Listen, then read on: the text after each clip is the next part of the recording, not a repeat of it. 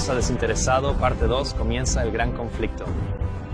En la parte 1 vimos que el desinterés es lo único sostenible. Ninguna ley, política o plan, por muy noble que sea, logrará jamás la paz en este mundo mientras el egoísmo reine en el corazón del hombre. Lo que se requiere es un cambio de corazón, y solo Dios puede lograr ese cambio.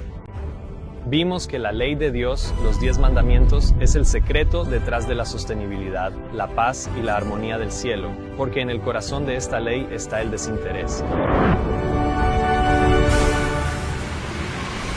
También vimos que lo que la Biblia llama pecado es simplemente egoísmo, porque el pecado es la transgresión de esta ley. Quizás la explicación más simple de la Biblia y de toda la premisa de la fe cristiana es que la naturaleza del hombre está caída y se vuelve egoísta. Y todo el plan de salvación es el plan de Dios para restaurar al hombre del egoísmo a su carácter original de amor desinteresado. Es hora de que todos entendamos que el conflicto entre el egoísmo y el amor desinteresado que lucha dentro de cada uno de nosotros es la causa de la gran controversia que se libra en el mundo que nos rodea.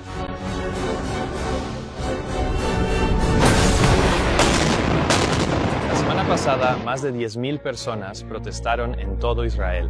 De hecho, atacar militarmente a Irán. Dicen que viven con miedo. El presente es un tiempo de interés abrumador para todos los que viven. Gobernantes y estadistas, hombres que ocupan posiciones de confianza y autoridad, hombres y mujeres pensantes de todas las clases, tienen su atención fija en los acontecimientos que están ocurriendo a nuestro alrededor. Están observando las relaciones que existen entre las naciones y reconocen que algo grande y decisivo está a punto de suceder, que el mundo está al borde de una crisis asombrosa.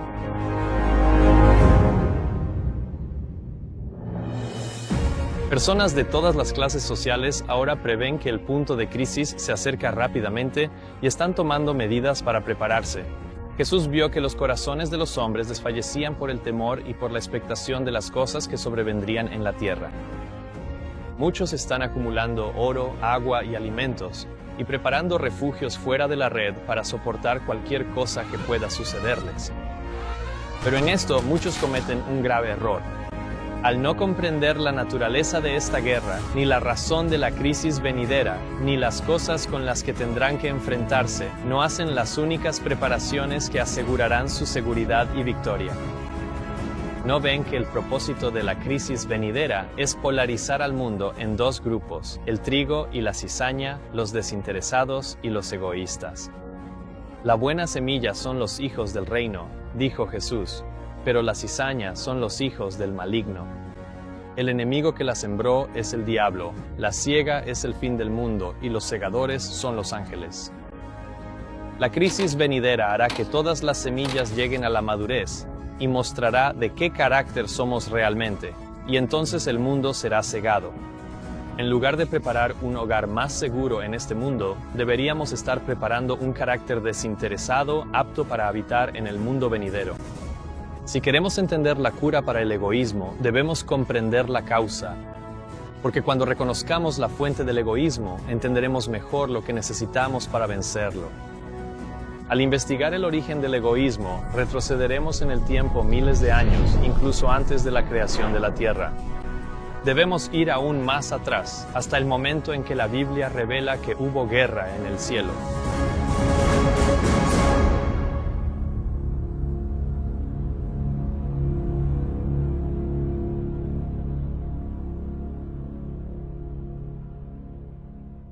Lucifer podría haber permanecido en favor de Dios, amado y honrado por todas las huestes angélicas, ejerciendo sus nobles poderes para bendecir a otros y glorificar a su Creador. Pero, dice el profeta, se enalteció tu corazón a causa de tu hermosura, has corrompido tu sabiduría a causa de tu esplendor. Poco a poco, Lucifer empezó a ceder al deseo de autoexaltación. Porque dijiste en tu corazón, subiré al cielo. Exaltaré mi trono por encima de las estrellas de Dios. Me sentaré también en el monte de la congregación a los lados del norte. Subiré sobre las alturas de las nubes. Seré semejante al Altísimo. En vez de procurar que Dios fuera supremo en el afecto y la lealtad de sus criaturas, el empeño de Lucifer era ganar para sí mismo su servicio y homenaje. Y codiciando el honor que el Padre Infinito había concedido a su Hijo, este príncipe de los ángeles aspiraba a un poder que era prerrogativa exclusiva de Cristo. Todo el cielo se regocijaba en reflejar la gloria del Creador y en manifestar su alabanza. Y mientras Dios era así honrado, todo era paz y alegría. Pero una nota de discordia vino ahora a empañar las armonías celestiales. El servicio y la exaltación del yo, contrarios al plan del Creador, despertaron presentimientos de mal en las mentes para quienes la gloria de Dios era suprema. La posición de Lucifer junto al trono de Dios era llevar la luz de la gloria de Dios, que es su carácter de amor desinteresado, a los habitantes del cielo. Esto es lo que significa su nombre, Lucifer, portador de luz, para compartir la gloria de Dios con la creación. Lucifer era uno de los dos querubines exaltados que habitaban en la misma presencia de Dios, junto a su trono. Y vemos esto en el modelo del santuario. Cuando Moisés recibió la instrucción de hacer un modelo terrenal del trono celestial, Dios le dijo a Moisés que hiciera un arca. Y haz un querubín en un extremo y el otro querubín en el otro extremo. Incluso del propiciatorio harás los querubines en sus dos extremos. Y los querubines extenderán sus alas hacia arriba, cubriendo el propiciatorio con sus alas, y sus rostros se mirarán el uno al otro. Hacia el propiciatorio estarán los rostros de los querubines. Y pondrás el propiciatorio encima, sobre el arca, y en el arca pondrás el testimonio que yo te daré. Como uno de estos querubines cubridores, era la posición de Lucifer cubrir o proteger el testimonio de los 10 mandamientos dentro del arca. El arca del pacto es el trono de Dios y vemos en este versículo que el mismo fundamento de su trono son los 10 mandamientos. Como vimos en la primera parte, el principio fundamental de los 10 mandamientos es un amor desinteresado. Por eso Pablo escribió: el amor es el cumplimiento de la ley. Porque toda la ley se cumple en una sola palabra, a saber, amarás a tu prójimo como a ti mismo. Los 10 mandamientos son las leyes del amor desinteresado. El desinterés es el fundamento del trono de Dios. Y como la ley de Dios es el fundamento de su trono, sabemos que el amor desinteresado es el principio rector del gobierno de Dios.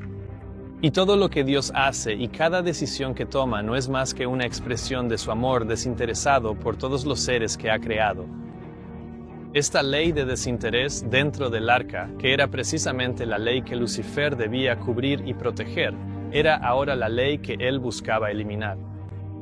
En su lugar, Lucifer propuso un nuevo orden de gobierno. Él dijo en su corazón: exaltaré mi trono. Ahora bien, ¿qué tiene de diferente el trono de Lucifer? En el Salmo 94, la Biblia dice: ¿acaso el trono de la iniquidad tendrá comunión contigo, el que trama el mal por ley? El principio del trono de Satanás es que se basa en la iniquidad, que es el pecado, y el pecado es egoísmo.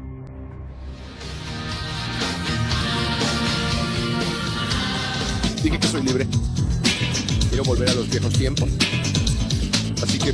Aquí vemos que Lucifer está declarando que abandonará el trono y el reino de Dios, que están basados en el amor desinteresado, para así establecer su propio trono y su propio reino fundamentados en el principio del egoísmo. Imaginen a Lucifer difundiendo sus ideas entre los ángeles, diciéndoles que la ley de Dios es una violación de su libertad, y que si se rebelaban con él, serían liberados de la ley y así podrían ofrecer a Dios un servicio de amor más noble y puro. Lucifer no insinuó que su gobierno aboliría el amor. Al contrario, él creía que lo promovería. Seré como el Altísimo, dijo. Y según las Escrituras, el Altísimo es benevolente y desinteresado. Dios es amor. Lucifer sabía que una rebelión abierta contra Dios no le ganaría muchos aliados. Así que ocultó su rebelión bajo el disfraz del amor. Profesaba ser como el Dios de amor, pero sin obedecer su ley. Afirmaba estar buscando promover la estabilidad del gobierno divino, mientras en secreto dirigía todos sus esfuerzos a lograr su derrocamiento.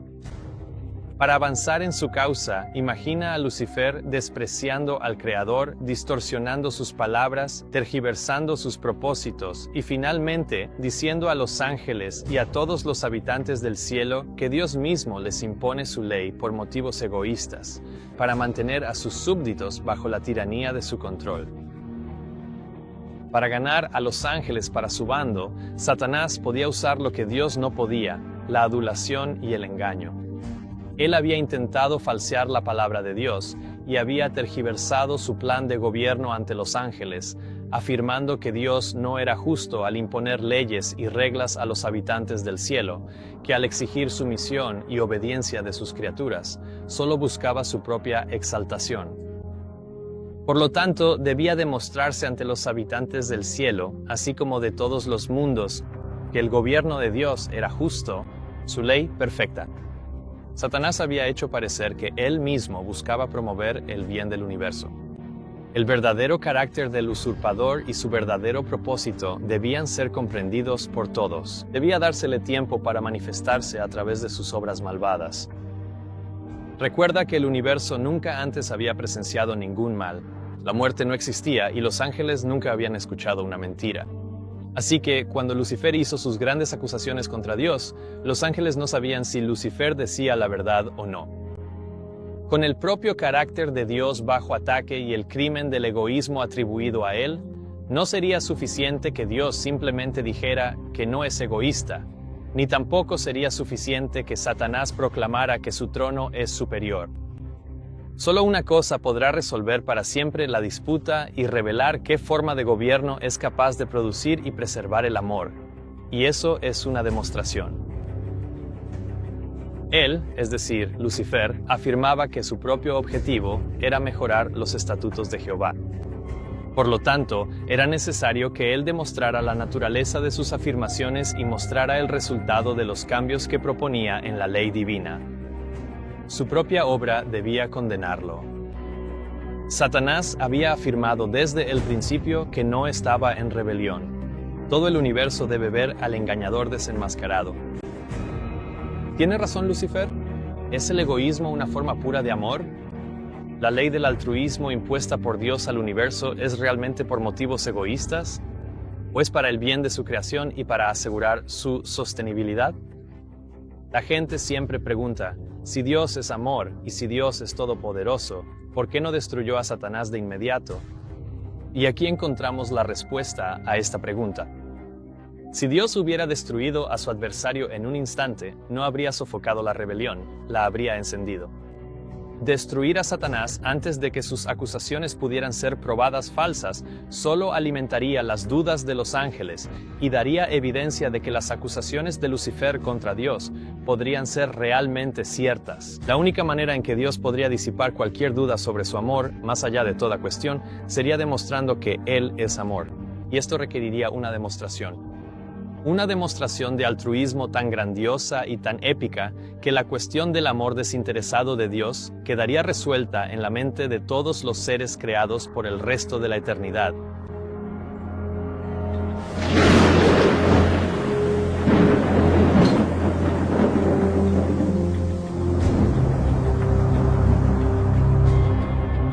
Así fue como Lucifer, el portador de luz, el que compartía la gloria de Dios, el asistente de su trono, por transgresión se convirtió en Satanás, el adversario de Dios y de los seres santos, y el destructor de aquellos a quienes el cielo le había confiado para su guía y protección. Y prometió a quienes se unieran a sus filas un gobierno nuevo y mejor bajo el cual todos disfrutarían de libertad. Y así fue, la discordia entre los ángeles de Dios se convirtió en abierta rebelión y hubo guerra en el cielo. Para preservar la lealtad de los habitantes del cielo y mostrarles la verdadera naturaleza de las propuestas de Satanás, Dios debía permitir que Satanás demostrara los cambios que proponía. Se debía dar a Satanás la oportunidad de demostrar que sus principios de gobierno eran superiores y que la ley de Dios era innecesaria. Hombres y ángeles debían ver por sí mismos el resultado final de las políticas de Satanás. Para esto, Satanás necesitaría fundar un nuevo reino, basado en sus principios e imponerlos sobre una raza de seres dispuestos a obedecerlos. Y para este gran experimento encontró una oportunidad en la tierra.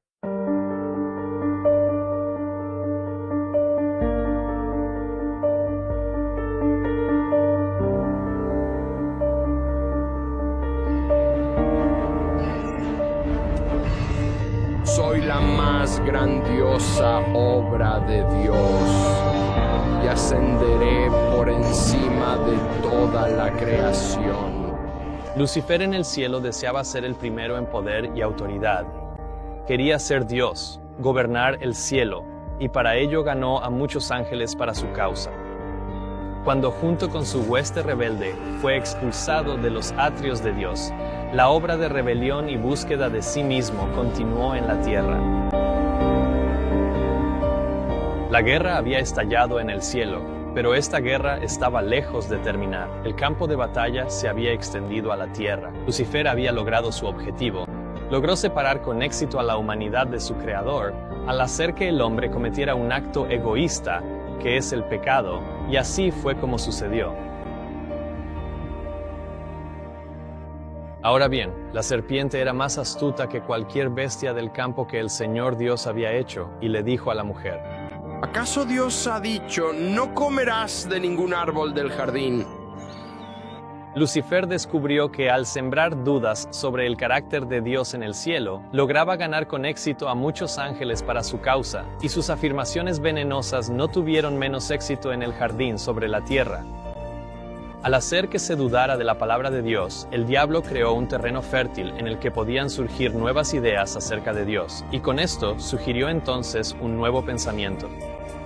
Esta nueva idea sentaría las bases para el desarrollo de su gobierno sobre la tierra hasta el fin de los tiempos. Y la serpiente dijo a la mujer: no moriréis ciertamente, porque Dios sabe que el día que comáis de él, serán abiertos vuestros ojos y seréis como dioses, conociendo el bien y el mal. En las palabras seréis como dioses estaba implícito el principio del servicio al yo.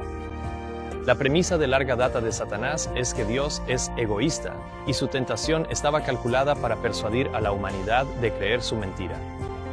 Si Adán y Eva comían del árbol prohibido, Satanás dijo: seréis como dioses, lo que significaba que, en lugar de servir continuamente a Dios y a los demás, según la naturaleza desinteresada que Dios les había dado, serían cambiados y recibirían una naturaleza caída y pecaminosa, y por lo tanto, como insinuó Satanás, serían como dioses porque entonces podrían vivir para sí mismos y por sí mismos. Y cuando la mujer vio que el árbol era bueno para comer y que era agradable a los ojos y un árbol codiciable, para alcanzar sabiduría, tomó de su fruto y comió, y también dio a su marido que estaba con ella, y él comió. Eva vio que el árbol era bueno para comer, pero si era bueno para comer, ¿por qué Dios le ordenaría que no comiera de él? El mandato de Dios no se trataba de la comida, sino de demostrar su lealtad. Al elegir no comer del árbol, Adán y Eva estaban demostrando una entrega desinteresada a la voluntad de Dios, a quien amaban. Era una demostración de su lealtad, su servidumbre, su compromiso y su amor hacia su Creador. Pero cuando la serpiente introdujo en Eva la tentación de hacer algo por sí misma, a pesar de lo que Dios había pedido, ella obedeció y cometió el primer pecado al servirse a sí misma y anteponer su propia voluntad a la de Dios. Luego Adán hizo lo mismo, pero el pecado de Adán fue algo diferente porque se nos dice que Adán no fue engañado. Esto significa que Adán sabía que la pena del egoísmo era la muerte, y por lo tanto, también sabía que su esposa estaba destinada a morir. Entonces, si Adán sabía que la muerte sería el resultado, ¿por qué comió del fruto? La única conclusión lógica es que amaba a su esposa y, en lugar de separarse de ella, prefirió unirse a ella en la muerte. Adán cedió a las tentaciones de su esposa. No pudo soportar la idea de separarse de ella. Comió y cayó de su integridad.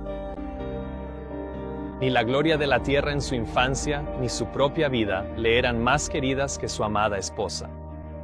Y al elegir estar con Eva en la muerte, demostró que su amor por su esposa superaba su amor por Dios. Al seguir su propia voluntad en lugar de la voluntad de Dios, eligió servirse a sí mismo. Al comer del árbol falló la prueba de lealtad, que debía ser para siempre una demostración de su amor desinteresado por Dios. Y desde ese día, la mancha del egoísmo y sus terribles consecuencias han seguido afligiendo a cada habitante de la tierra hasta hoy. Así fue como, en esta tierra, Satanás encontró una raza de seres que se someterían a sus inclinaciones, a sus insinuaciones, y se servirían a sí mismos para poder ser como dioses. Es una fantasía totalmente escapista. Todos están aquí para pasar un buen rato. Desde la abuela Jo hasta las estrellas de cine.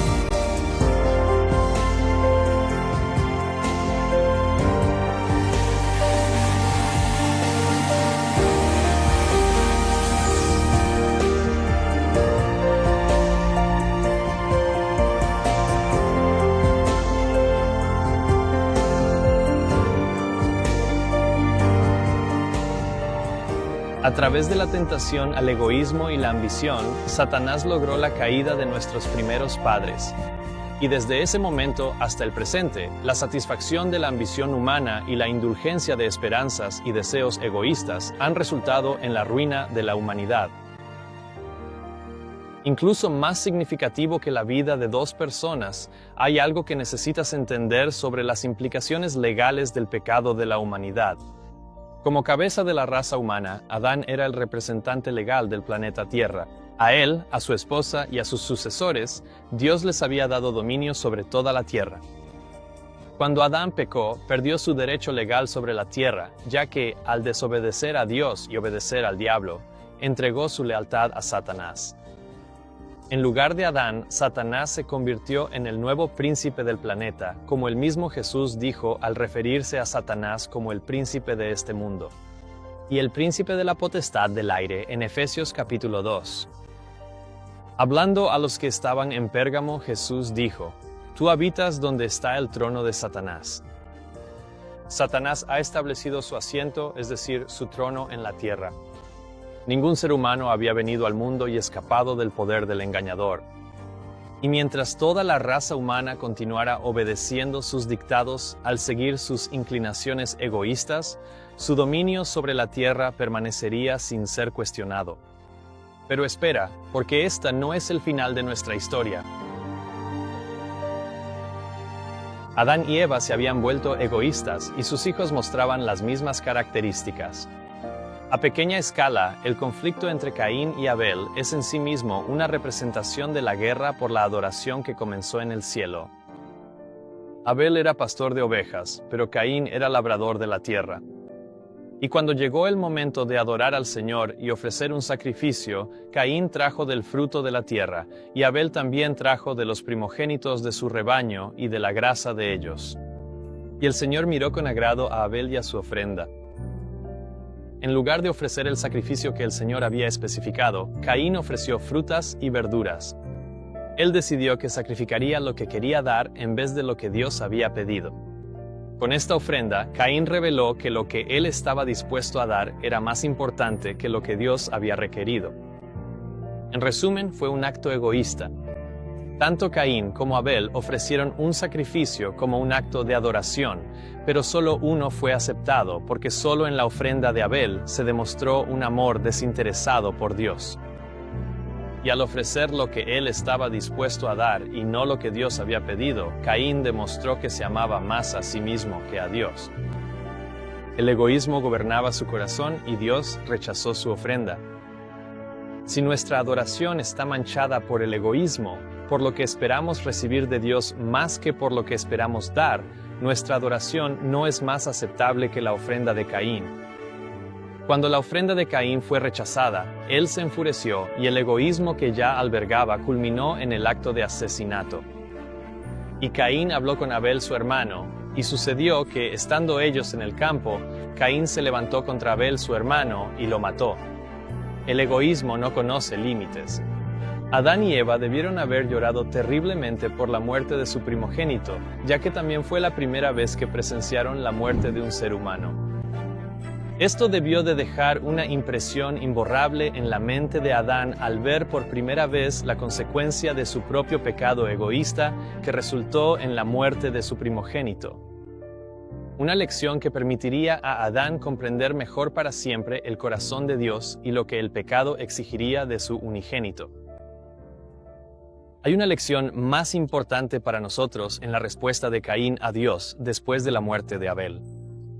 Y el Señor dijo a Caín, ¿dónde está Abel, tu hermano? Y él respondió, no lo sé, ¿acaso soy yo el guardián de mi hermano? Muchos hoy en día se hacen la misma pregunta. El corazón egoísta dice, solo debo preocuparme por mí mismo. No es mi responsabilidad considerar los deseos o necesidades de los demás. Pero esta es la mentalidad de Caín. Piénsalo. Incluso al descuidar considerar las necesidades de los demás, nos estamos aliando con el primer asesino del mundo.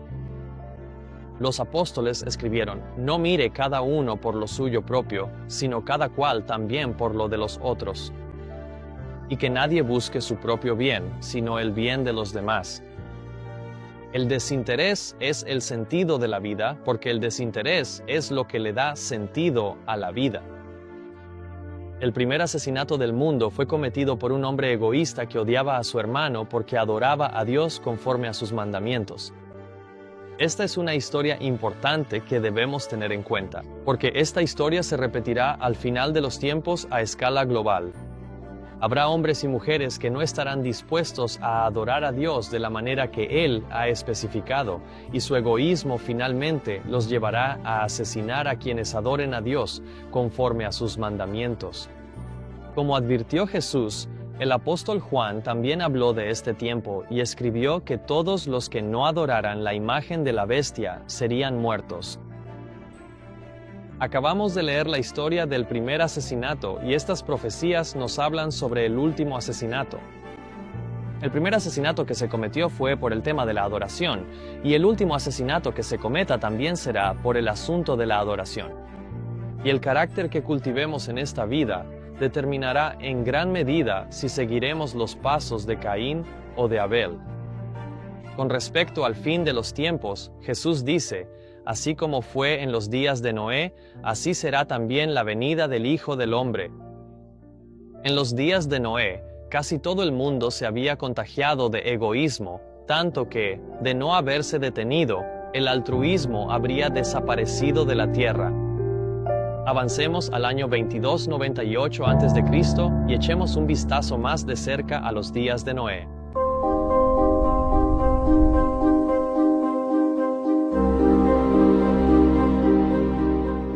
Casi toda la raza humana estaba compuesta por hombres y mujeres que vivían para complacerse a sí mismos. Y vemos esto en el siguiente versículo. Y Dios vio que la maldad del hombre era mucha en la tierra, y que todo designio de los pensamientos de su corazón era de continuo solamente al mal. ¿Qué era lo que había en los pensamientos de los malvados que los hacía tan perversos? En el Salmo 10, versículo 4, se nos da una idea de los pensamientos de los malvados. Dice, Dios no está en ninguno de sus pensamientos. Cuando dice que Dios no está en todos sus pensamientos, está diciendo que Dios no está en ninguno de sus pensamientos. En otras palabras, vivían para servirse y adorarse a sí mismos. Esta cita realmente lo resume cuando dice, en los días previos al diluvio, los hombres dejaron a Dios fuera de sus cálculos y siguieron la imaginación de sus propios corazones hasta que la violencia y la crueldad, el egoísmo y la autoexaltación se convirtieron en la norma del día. El curso de toda imaginación de los pensamientos de su corazón era únicamente egoísta de manera continua.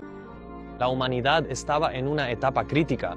La plaga del egoísmo había corrompido a cada individuo sobre la tierra.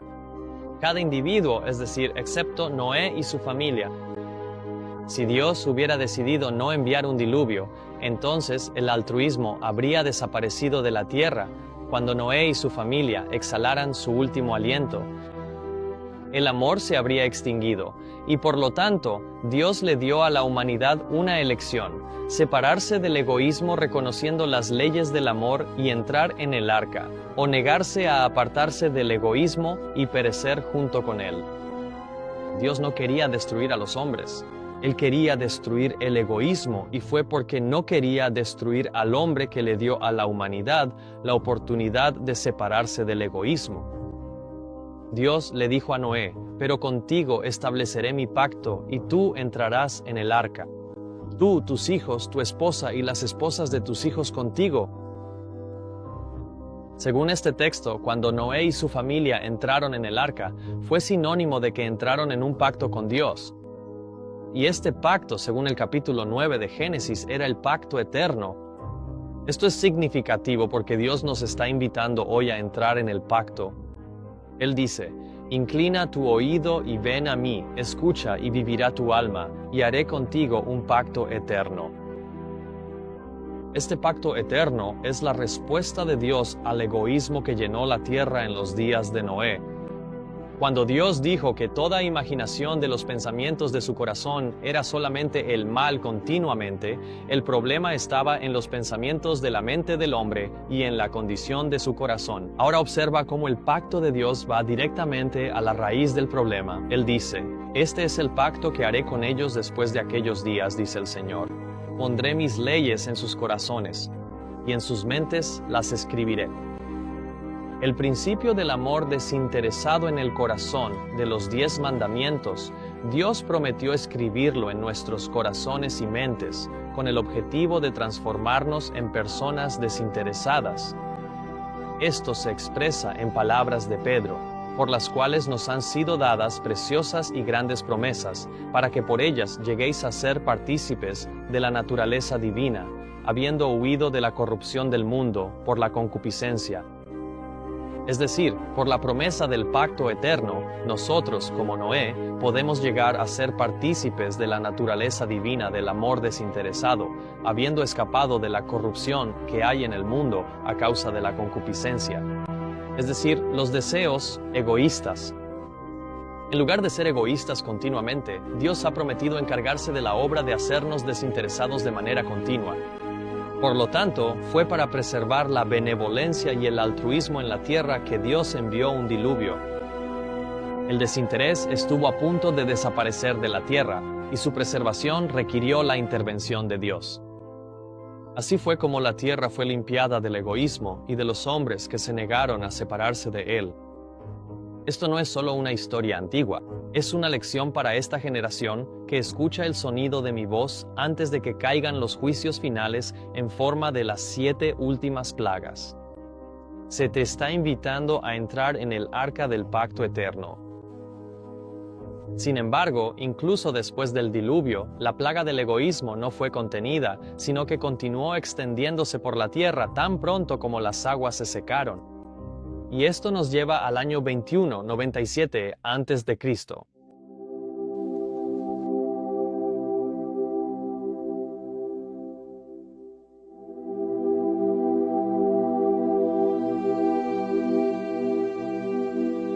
La naturaleza egoísta de la humanidad se manifestó una vez más al construir un monumento al egoísmo, la Torre de Babel.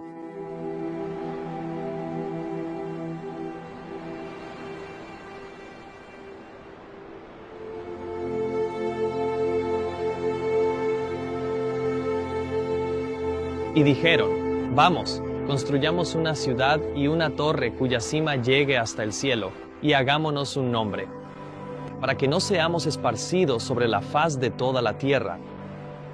La gente quería exaltarse y hacerse un nombre.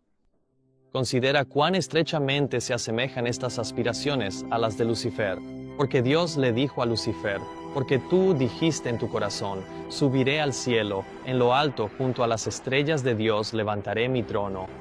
Me sentaré también en el monte de la congregación a los lados del norte.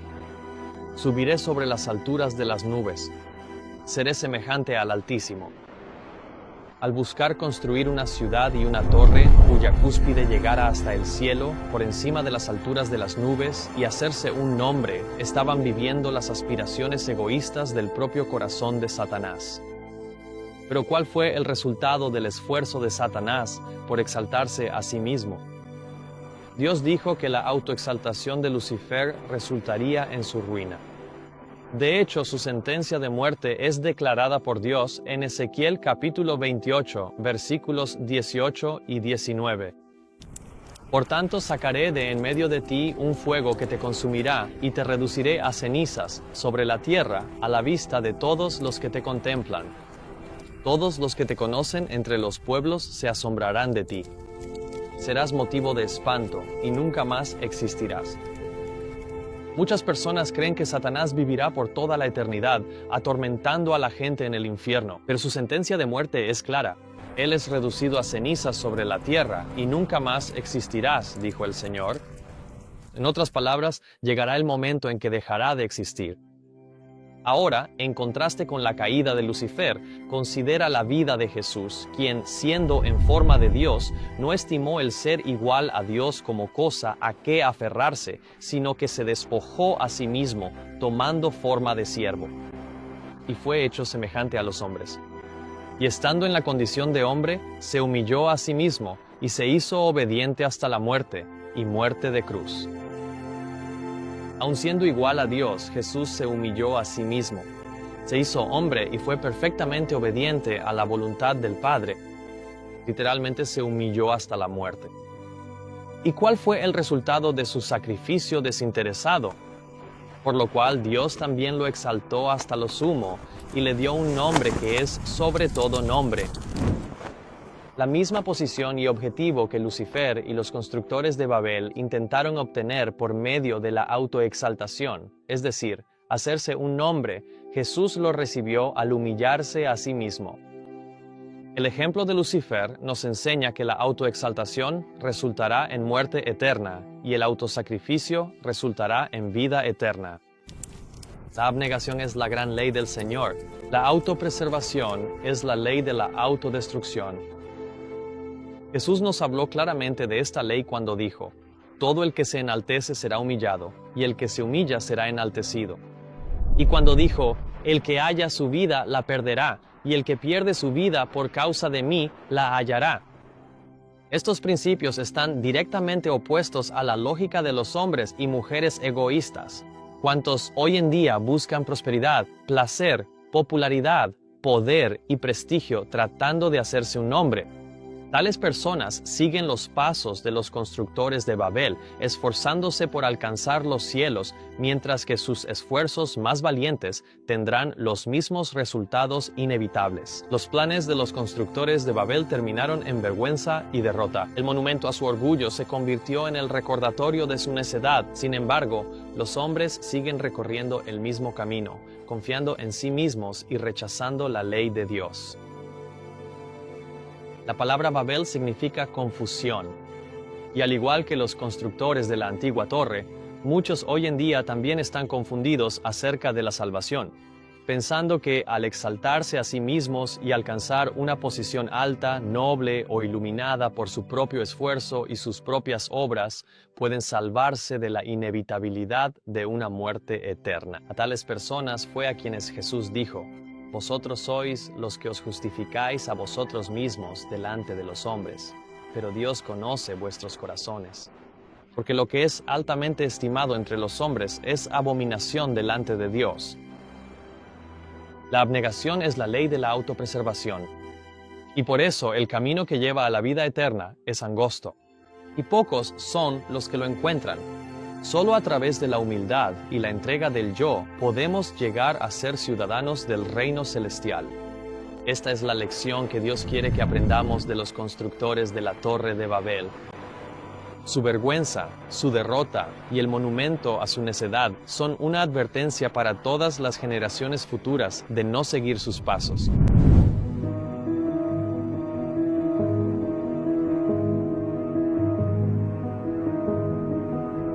Uno de los mejores ejemplos en toda la Biblia para ilustrar cómo esta guerra épica se libra en la vida cotidiana de personas comunes es la historia de Job. La historia de Job ocurre aproximadamente 120 años después de la Torre de Babel. La Biblia dice acerca de Job: su hacienda era también de 7,000 ovejas, 3,000 camellos, 500 yuntas de bueyes y 500 asnas, y una casa muy grande, de modo que este hombre era el más grande de todos los hombres del oriente. Job era un hombre muy rico. Él no lo sabía, pero esto estaba a punto de cambiar. No cambió por algo malo que Job hubiera hecho. Cambió debido a una controversia que estaba teniendo lugar en el cielo entre Satanás y Dios. Cuando ocurre una tragedia y la gente sufre, se preguntan cómo un Dios desinteresado y amoroso podría permitir que esto suceda. Así que aquí hay al menos una historia en la que el velo se retira y se nos permite presenciar la tragedia desde el punto de vista de Dios en el cielo.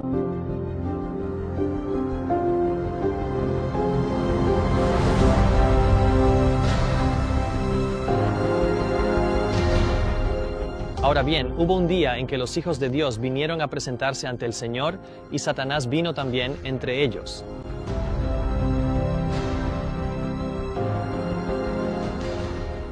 Y el Señor dijo a Satanás, ¿de dónde vienes?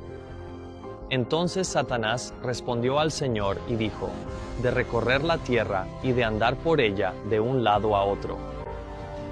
Antes de adentrarnos en el significado de esto, primero veamos quiénes son los hijos de Dios y obtengamos un contexto real para el épico concilio intergaláctico que está teniendo lugar aquí. Considera esto, hay dos hijos de Dios en la Biblia. Más notablemente, uno es Jesucristo, quien es el unigénito Hijo de Dios, y el otro Hijo de Dios por creación es Adán. Lucas escribió sobre Set, el hijo de Adán, diciendo que era hijo de Adán, que era hijo de Dios. Así que Adán es llamado hijo de Dios en el sentido de que fue creado directamente por Dios mismo. Adán fue el primer hombre. Él fue el principal representante de la raza humana y a él Dios le dio dominio sobre toda la tierra.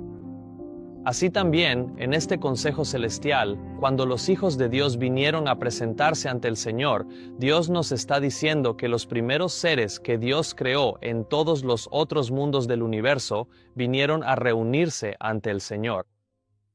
Como los primeros seres creados de su clase, vinieron como representantes ante sus mundos. Así que, espera, probablemente te estés preguntando, ¿acaso Dios creó otros mundos con otros seres? La respuesta es sí. En Hebreos capítulo 1, versículo 2, la Biblia dice, Dios en estos últimos días nos ha hablado por el Hijo, a quien constituyó heredero de todo, y por quien asimismo hizo los mundos. La palabra mundos está en plural, lo que nos indica que este mundo, la tierra, no es el único mundo que Jesús creó. Ahora, uno podría sentirse tentado a pensar que la palabra mundos podría ser un error, pero Jesús dijo que por boca de 2 o 3 testigos se establecerá toda palabra. Y encontramos un segundo testigo en Hebreos capítulo 1, versículo 3. Por la fe entendemos que los mundos en plural fueron formados por la palabra de Dios. La palabra de Dios es Jesucristo, y es Él quien creó también los otros mundos además del nuestro. Así que ahora imagina esto. Hay un concilio celestial donde todos los hijos de Dios están reunidos ante el Señor como representantes de todos los diferentes mundos que Jesús creó. Con este tipo de reunión en mente, considera el significado de las palabras del versículo 6. Satanás vino también entre ellos. ¿Qué está haciendo Satanás en una reunión de representantes de todos los mundos? Dios le hace esta pregunta directamente. Y el Señor dijo a Satanás, ¿de dónde vienes? Entonces Satanás respondió al Señor y dijo, de recorrer la tierra y de andar por ella de un lado a otro. En esta declaración, Satanás estaba reclamando ocupar la posición legítima de Adán como representante del planeta Tierra. Verás, la Biblia declara, a quien os entregáis como siervos para obedecerle, sois siervos de aquel a quien obedecéis. Y cuando Adán eligió obedecer a Satanás, Adán se convirtió en su propiedad. Por medio del pecado, Adán se convirtió en siervo de Satanás, y todo lo que pertenecía a Adán, junto con el dominio de la tierra y su posición como hijo de Dios y representante de la raza humana, fue transferido a Satanás, su nuevo dueño. Por esta razón, Satanás consideró que tenía derecho a estar en esa reunión en el cielo y afirmó que su presencia en el concilio celestial era legítima. Pero con sus palabras, Dios desafió la afirmación de Satanás. Y con la respuesta de Satanás al ir de un lado a otro por la tierra y andar por ella, estaba hablando de su autoridad sobre la tierra y con esto estaba argumentando que el dominio de la tierra ahora le pertenecía a él. Pero Dios desafió una vez más la afirmación de Satanás. Y el Señor dijo a Satanás: ¿Has considerado a mi siervo Job, que no hay otro como él en la tierra, un hombre perfecto y recto, que teme a Dios y se aparta del mal? Considera lo que Dios está revelando con estas palabras. Él nos está mostrando que mientras haya un alma en la tierra que obedezca a Dios y no haya entregado su voluntad a Satanás, entonces Satanás no tiene derecho a representar al planeta. Aparentemente, Satanás no había considerado a Job. No pierdas de vista lo que está sucediendo aquí.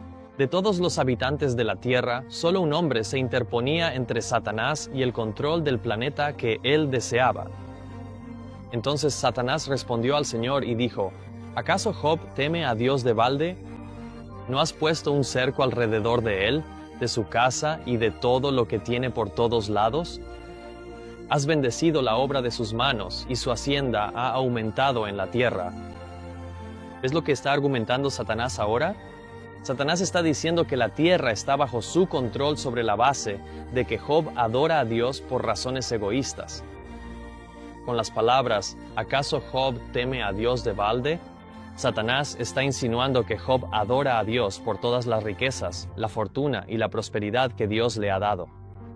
Y que por lo tanto, Job adora a Dios por motivos egoístas. Y para probar su argumento, Satanás propone un desafío. Él le dijo a Dios con voz suave: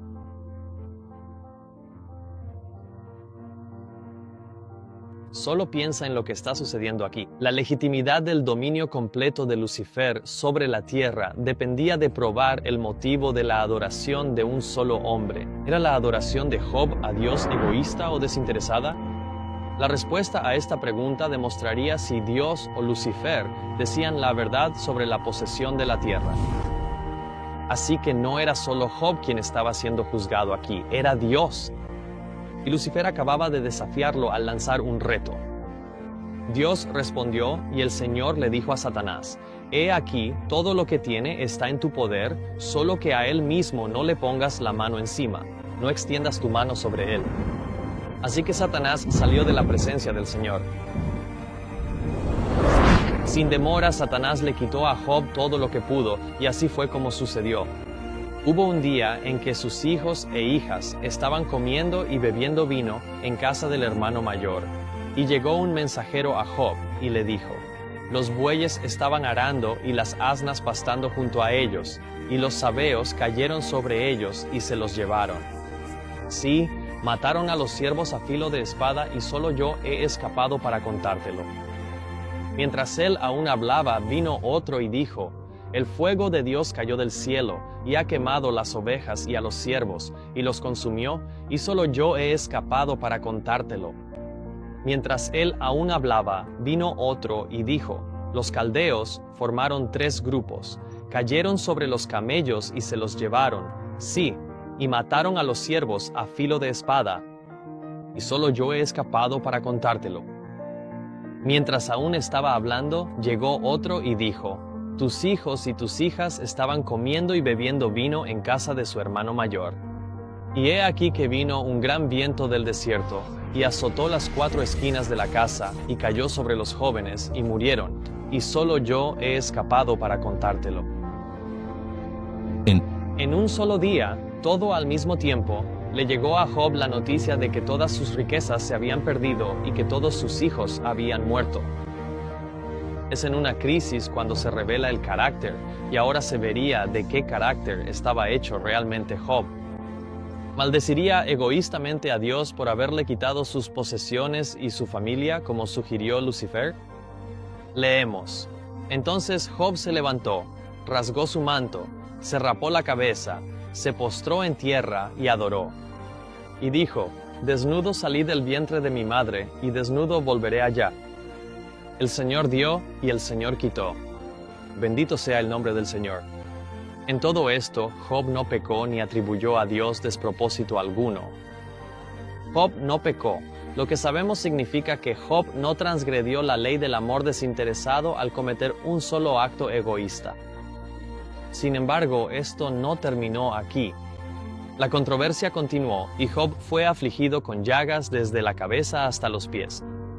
Para aliviar su sufrimiento, su esposa le dijo que maldijera a Dios y muriera, lo que significaba que ella le estaba insinuando que se suicidara, a lo que Job respondió: ¿por qué he de tomar mi carne con mis dientes y poner mi vida en mi mano? El acto de suicidarse para aliviar su propio sufrimiento habría sido un acto egoísta. Pero ante esta proposición, Job declaró acerca de Dios: aunque Él me mate, en Él esperaré. Job creía que Dios era desinteresado y que sin importar lo que Dios estuviera haciendo o permitiendo que sucediera, todas las cosas ayudan a bien a los que aman a Dios y a los que son llamados conforme a su propósito. Job conocía a Dios íntimamente, y fue precisamente porque Job conocía tan bien a Dios que su fe no vaciló ni flaqueó.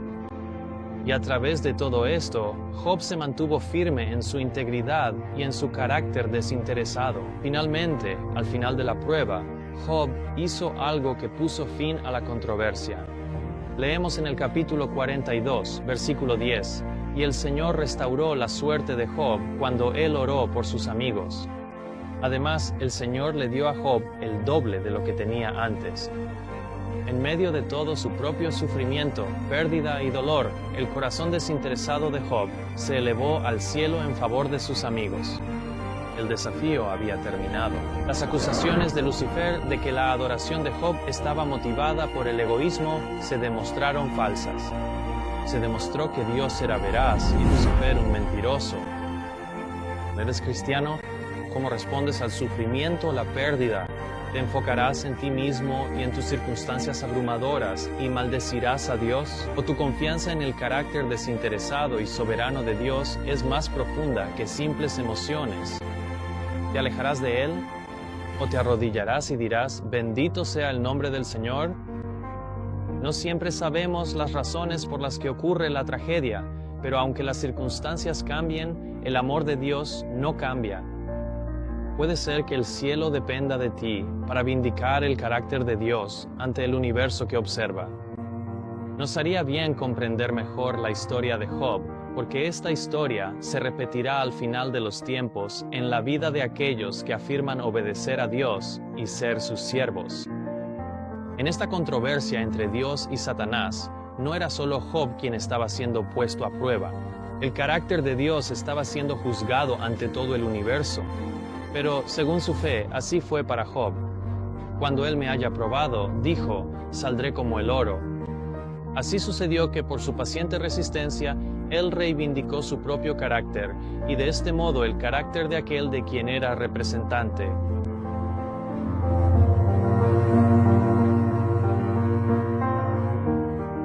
De la historia de un hombre rico y desinteresado, avanzamos 1615 años al futuro, y llegamos a la historia de otro hombre rico en el apogeo del reino más próspero que existió.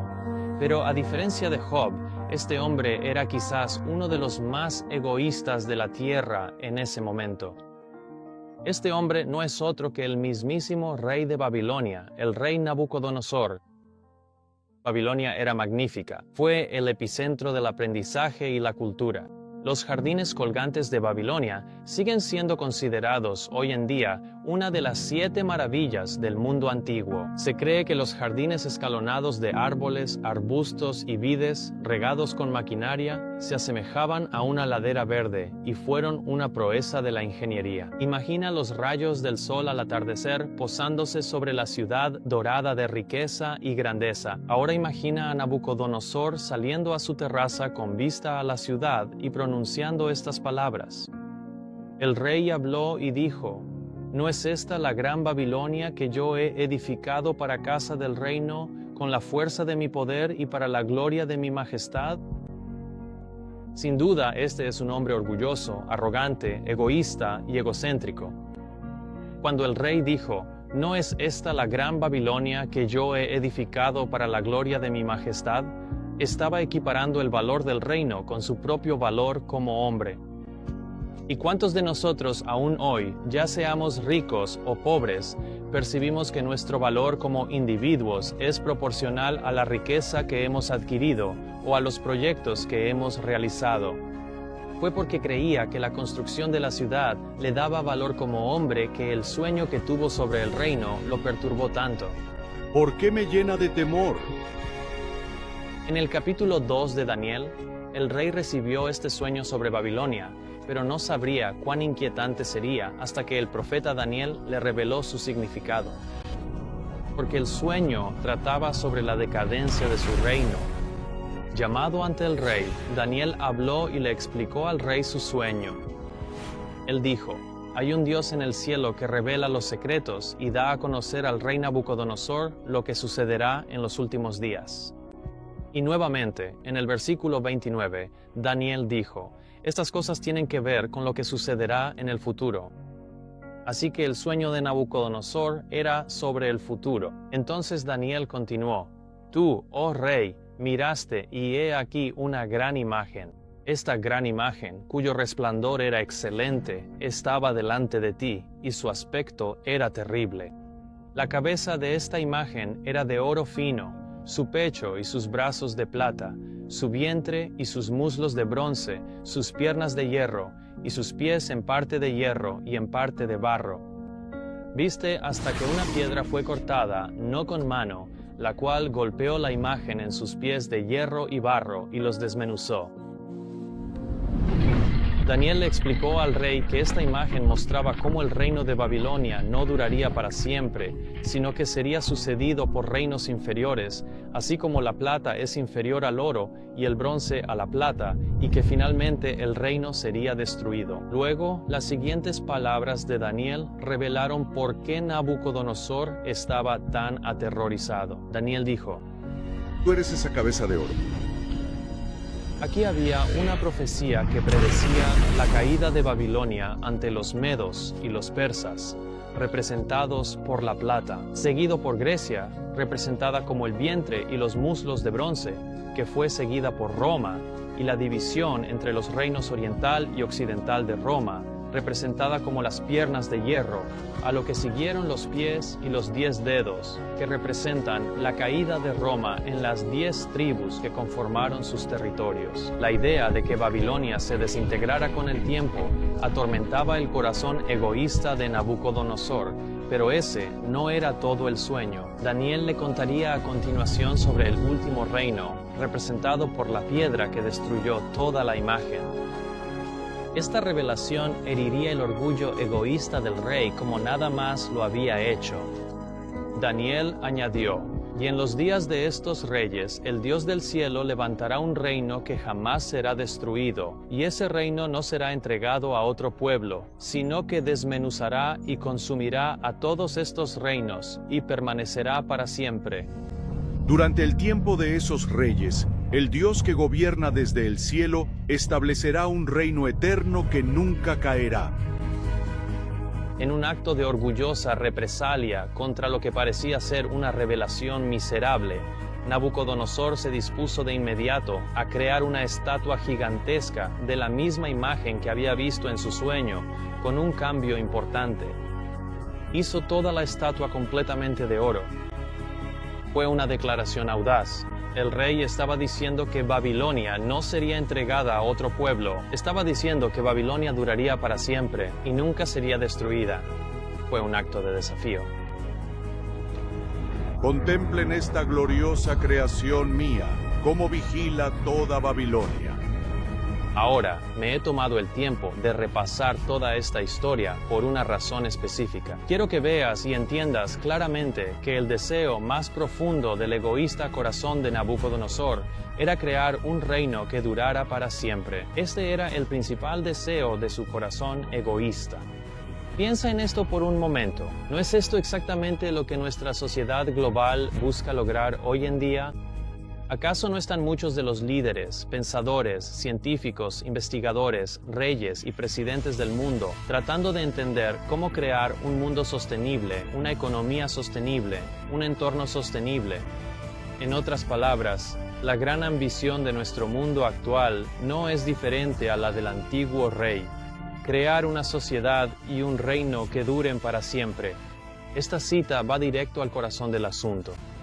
La idea de establecer un imperio y una dinastía que perduraran para siempre atraía enormemente al poderoso gobernante. Con un entusiasmo nacido de una ambición sin límites y un orgullo egoísta, entró en consejo con sus sabios para ver cómo lograrlo. De manera similar, los sabios del mundo actual tropiezan entre sí, preguntándose cómo se puede lograr la sostenibilidad.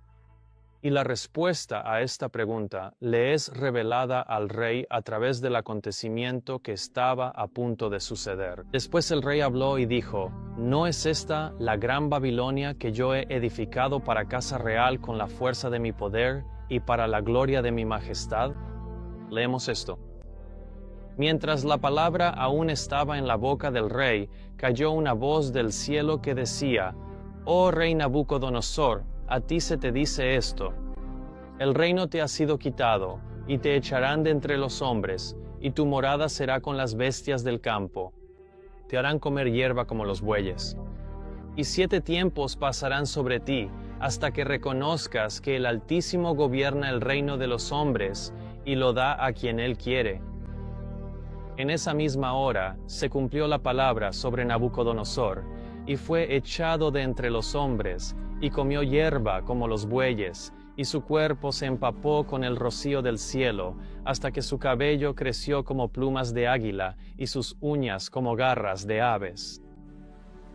Durante 7 tiempos, es decir, durante 7 años, Nabucodonosor fue un desterrado, separado de su pueblo y de su reino. También existen algunas pruebas arqueológicas que parecen corroborar la experiencia del rey. El Museo Británico conserva algunos fragmentos discernibles de una tablilla cuneiforme que dice sobre el rey que la vida no le parecía tener valor, que no mostraba amor a sus hijos ni a sus hijas, y que para él no existían la familia ni el clan. Esto proviene de los textos de la Biblioteca Histórica Babilónica de A.K. Grayson, páginas 88 a 92. Durante sus 7 años de reinado, el orgullo del rey egoísta quedó reducido a polvo. Pero también fue gracias a esta experiencia que Nabucodonosor se convirtió en un hombre transformado. Y en la Biblia, sus propias palabras están registradas. Y al final de los días, yo, Nabucodonosor, alcé mis ojos al cielo y recobré el entendimiento. Y bendije al Altísimo, y alabé y honré al que vive para siempre, cuyo dominio es un dominio eterno y su reino es de generación en generación.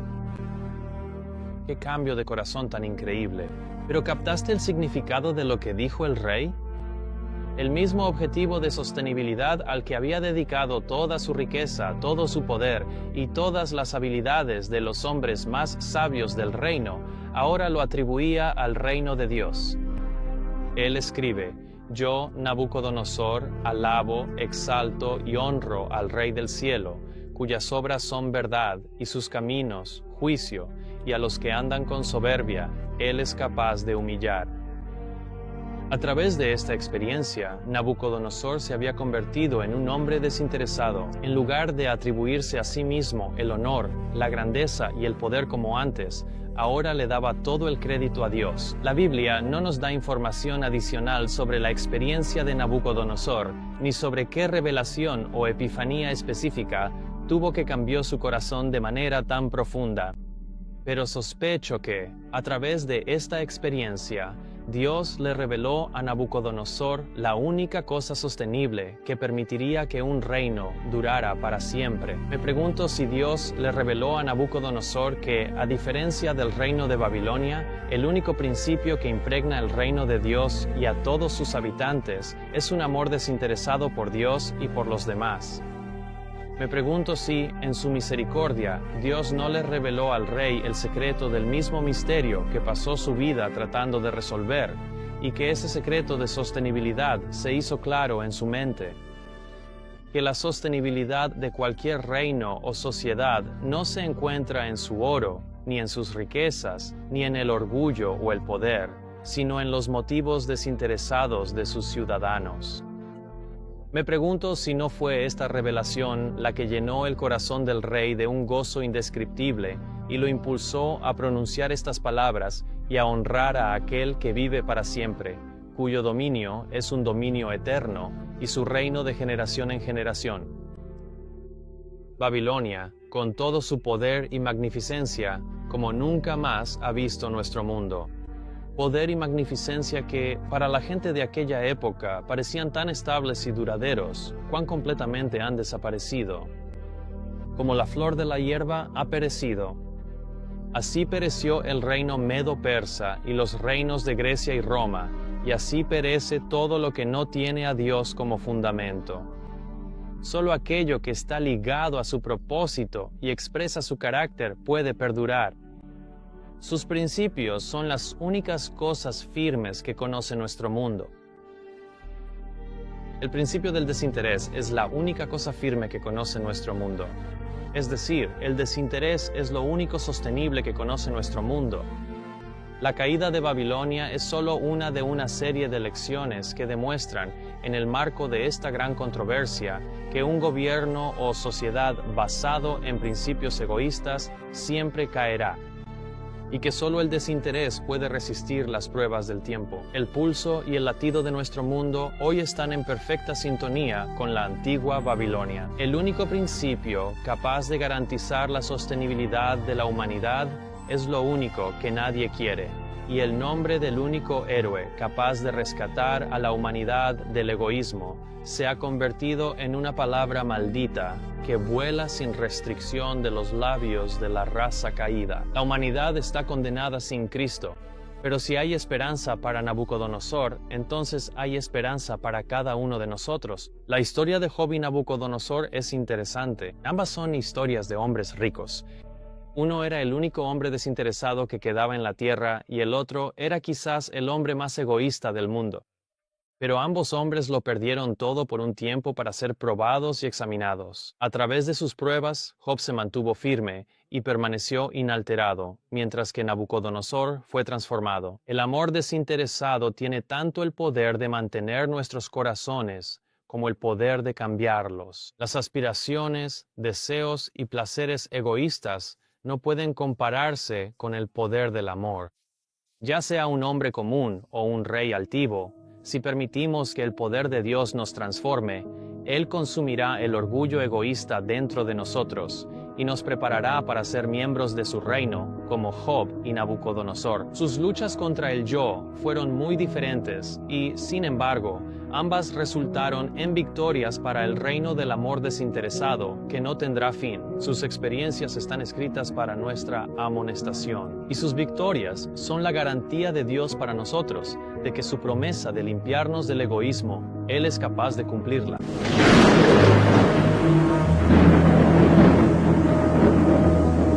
Esther entró sin ser invitada a la presencia del rey bajo pena de muerte para salvar a su pueblo, y dijo: si perezco, que perezca.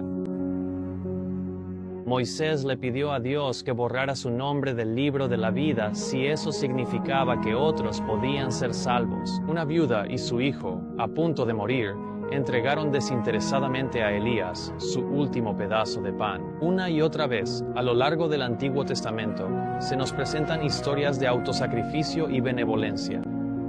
Aunque Dios ha tenido siervos fieles que han luchado poderosamente contra el poder de la autoexaltación, la autopreservación y los deseos egoístas, la tierra seguía siendo el territorio legal de un invasor extranjero.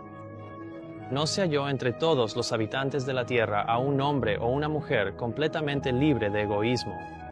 Y a menos que se encontrara una sola alma fiel en la tierra, el planeta y sus habitantes permanecerían bajo la jurisdicción legal del gran engañador. En visión, Juan vio la gravedad de este dilema. Vi en la mano derecha del que estaba sentado en el trono un libro escrito por dentro y por fuera, sellado con 7 sellos. Y vi a un ángel poderoso que proclamaba a gran voz: ¿quién es digno de abrir el libro y desatar sus sellos? Este libro, con los 7 sellos, es el título de propiedad de la tierra. Esto nos ayuda a entender la desesperación de Juan cuando escribió: ningún hombre en el cielo ni en la tierra, ni debajo de la tierra pudo abrir el libro, ni siquiera mirarlo. Y lloré mucho, porque no se halló a nadie digno de abrir el libro, ni de leerlo, ni de mirarlo. No había un solo hombre en la tierra que no hubiera caído bajo el poder del egoísmo. Y por lo tanto, no había un alma digna de disputar el legítimo reclamo de Satanás sobre la tierra o la raza humana. Esta perspectiva desesperanzadora fue lo que llevó a Juan a las lágrimas cuando dijo, lloré mucho. Pero incluso después de miles de años de esta guerra, esta historia está aún lejos de terminar. Juan no fue dejado en la desesperación. Mientras aún lloraba, una voz le habló. Y uno de los ancianos me dijo, no llores. He aquí, el león de la tribu de Judá, la raíz de David, ha vencido para abrir el libro y desatar sus 7 sellos. Dios ha enviado al Cordero de Dios, un abogado, un libertador, un buen pastor, un juez, el Rey de Reyes y Señor de Señores. La rosa de Sarón, el Redentor, el Mesías y el Hijo unigénito de Dios. El amor desinteresado hecho manifiesto en carne humana. Jesús será el único que contenderá con la serpiente por la herencia de la tierra y por las almas que viven en ella. El próximo conflicto en el gran conflicto es el más significativo de todos. La mayor demostración de desinterés y la mayor demostración de egoísmo están a punto de enfrentarse en un solo momento en el tiempo. Al avanzar 601 años en el futuro, llegamos al año 31 después de Cristo. Satanás ha acusado a Dios de ser egoísta y ha reclamado la tierra como suya. Ahora, con el Hijo de Dios en carne humana, Lucifer, quien fue creado lleno de sabiduría y perfecto en hermosura, empleará todo su poder y perfección intelectual para demostrar que Dios es egoísta, para subvertir la misión del Mesías y la salvación del hombre, haciendo que Jesús cometa un solo acto egoísta. Tal vez conozcas la historia de la crucifixión, pero lo que estaba ocurriendo en ese momento en los reinos invisibles puede que nunca lo hayas escuchado. Así que acompáñame en el episodio 3 de Selfless, mientras corremos las cortinas celestiales de la gran controversia en la cruz.